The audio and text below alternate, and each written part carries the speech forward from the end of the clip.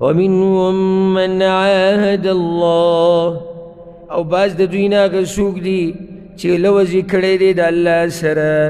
لئن آتانا من فضله که چرې راکو هغه موږ ته د خپل فضل نه څه مال که چېرته الله راکو مال لنصدقن خامخا صدقه بکو ولنكونن من الصالحين او خامخا شو بدني كانونا لو زونه کړو پاخه وی کله مال لکو صدقې به لګو دا بعضو کې چې دا عملي منافقتي بعض هغوی کې هم دا صفت دي مسلمانانو کې یاره وایي چې سم مال د سره یي که نه چې لګوي هغه په هغه لږ کې هم لګوي او چې نه یې لګوي هغه په هغه ډېر کې هم نه لګوي کم سړی چې مال لګوي د الله په لار کې دی دا ارمانونه نه کوي چې ډېر وی نو هله به مې لګولی ګینې نه یې لګوم نه هغه دغه لږ نه لګوي او ارمان د ډېر کوي چې ډېر پکې هم ولګولی اوس یو سړي سره دومره طاقت شته چې لږ مال ورکړي او دی ارمانونه څه کوي یاره چې ډېر وی که نه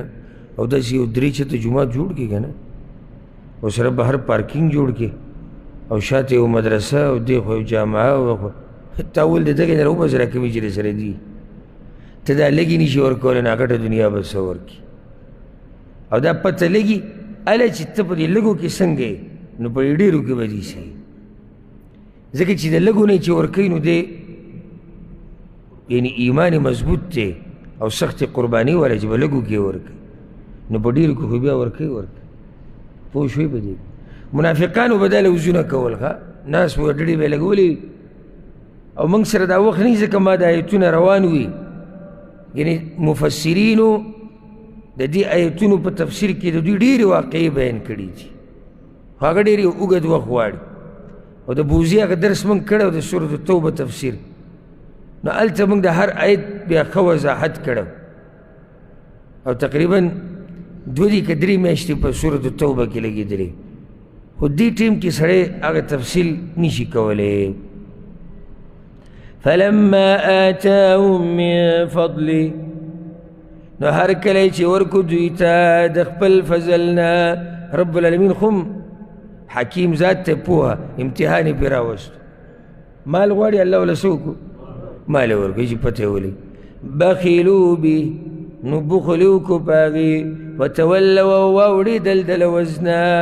وهم معرضون او دوی مخ اړوونکي دي بیا نه صدقې وي او نه خیراتونو مال ورته میلاو شو الله دې داسې حالاتونه موږ ساتي چې یو سړی د الله سره لوز وکړي او د الله سره ګورې لوز دا نه چې ته په چغو چغو لګیا یې دا په زړه کې چې ووایي که نه چېرې داسې به کوم دا هم یو قسم لوز دی نو چې اوس الله درکړي به یې وکړه فأعقبهم نفاقا في قلوبهم بس رستو راوستو الله په دوی پسې منافقت په زړونو د دوی کې الى یوم یلقونه تر هغه ورځې پورې چې میلاویږي به دوی د الله سره څه مطلب شو قیامت پورې به دوی منافقان بما اخلفوا الله ما وعدوه په سبب د دې چې خلاف کړی دی دوی د الله نه د هغې چې وعده کړی و دوی د هغه سره وبما كانوا يكذبون او په دې وجه چې دوی به دروغ وي یو خو د وعدې خلاف ورځي او هغه وعده هم دروغ نو دې د لاسه منافقت د دوی په زړونو کې پاتې شو الم يعلموا ایا نه دي پوه دوی ان الله يعلم سرهم ونجواهم چې یقینا الله پوهېږي په پټو خبرو د دوی او په جرګو د دوی یعنی دوی چې دا خبره کوي په ژبه چې که الله مالله کو داسې به وکړو په زړه کې نور څه دي نو الله ویي ولې زه ترې نه یم خبر څه الله ترې خبر دی وأن الله علام الغیوب او یقینا الله پوهېدونکی دی په غیبو الذين يلمزون داغ کسان دي چې عیب لګوي المطوعين فاغ کسانو چې په خپله خوښه ورکوي من المؤمنین د مؤمنانو نه فی الصدقات په صدقو ورکولو کې المطوعین معنا په خپله خوښه یې لګوي او ډېرې لګوي صدقې ورکوي په خپله خوښه ډېرې لګوي او بله معنا پکې دا په خوشحالۍ سره یې لګوي او دا د مؤمن شان دی چې دی به کله صدقه ورکوي نو په خوشحالۍ به ورکوي پرون تندي به ورکوي دا آیت نازل شوی په هغه وخت کې چې کله پیغمبر صلی الله علیه وسلم ترغیب ورکو د تبوک د غزا دپاره چې غزا له ځو خو مال پکار دی او سم مال پکار دی عثمان رضی الله عنه د ځوان زوی و جنت یې پکې بیه کړی و اسونه اوښان سره زر سپین زر بې شمار یې راوړي عبدالرحمن بن عوف بعض نورو مالدارانو صحابه کرامو صحیح بخاري کې حدیث دی د ابو مسعود رضی الله عنه وی موږ به په دې ملاګانو باندې دا سامان راوړو په شا ملګرو سامان راغستی راوړو به اسخ الله والا خلکو دومره الله والو چې ابوبکر صدیق د ټول کور سامان راغستی را روان پیغمبر صلی الله علیه وسلم ورته یې څه دې پرېښودي شاته یا رسول الله الله او د الله د رسول نوم یې پرېښودی نور هېڅ هم نشته داسې خلک زموږ په شان نه وو چې معمولي خبره ورته وکړي د مال د لګولو نو دا غریب سره د غریبۍ یره پیدا شي او بیا څه وایي چې کله دا خبره ختمه شي که نه او دی خو د غریبۍ نه هېرېږي نو بیا خبره چې ختمه شي بیا وایي یاره وایي څه په عرش باندې یو غني ذات دی زار او قربان د هغه نه او څه یو پراخه خزانې وایي د الله دي دا خبرې د پورې مذهب نه کوي کوي پورې ولې وایي یو څه کوي بل څه نو ته خو یېرېدې اوس چې غریب بشم مړ بشم او بیا وایي په عرش باندې یو رب دی د هغه پراخه خزانې دي نو دا خبره دې سره نه برابرېږي خبره ما دا کوله چې هغه داسې مؤمنانو چې رسول الله وسلم وی تبوک لرې دی او یې ګرمي ده او څه نشتي په دې ابو مسعود وی دې ملګرو به په دې دا سامانونه په شا کړي ور روان وو ثابت کورونه یې راغستي وو یا رسول الله قربان کورونو سره به بیا ګورو بچو ورسه سره به بیا ګورو چې اوس د الله په دې حکم عمل وشي نو چې چا به ډېر مال راوړو فجاء رجل فتصدق بشيء كثير چې ډېر مال به راوړو منافقانو کردار ته وګوره دوی په هر زمانه کې دا خبیثان دقه شان دي صحابه کرام منډې وایي ځي راځي مسجد نبوي کې یو شور جوړ دی او ملګرو سامان په شا کړی او دوی ګوټ ته ناسې ډډې لګولي دي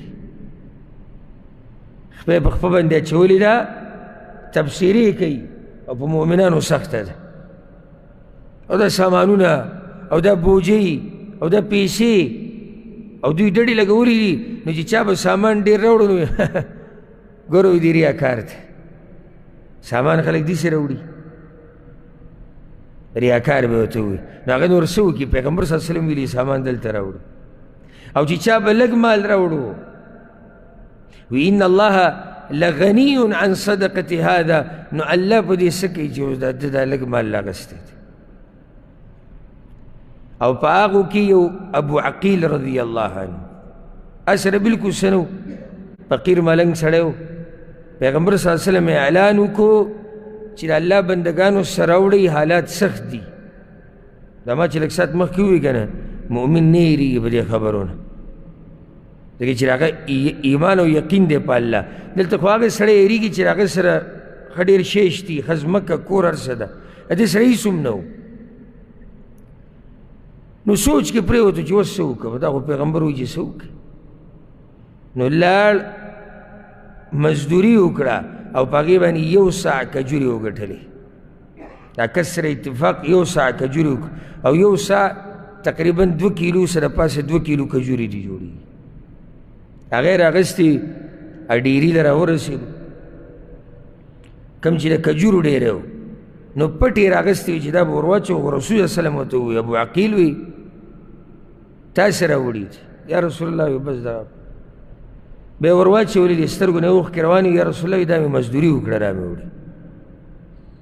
داسې صدقې به هغوی ورکولې دا د هغوی ایمانونو نو منافقان وخندل په هغه پورې وی الله ته اوس د سا کجورو څه ضرورت دی نو چې صدقه ورکوې بیا خو سمه صدقه ورکړه د هرې زمانې د منافقانو دا کار دی چې دوی په دیندارو پورې خاندي او په یو حال کې دي نه پرېږدي په یو حال کې منافقان تا په یو حال کې نه پرېږدي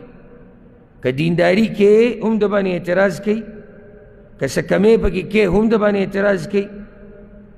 که هر څه کې نه دي پرېږدي نو یو خو المتطوعین دي هغه کسان چې مال ورسره ډېر دی په خوشحالۍ یې ورکوي ځکه چې ډېر دی ورسره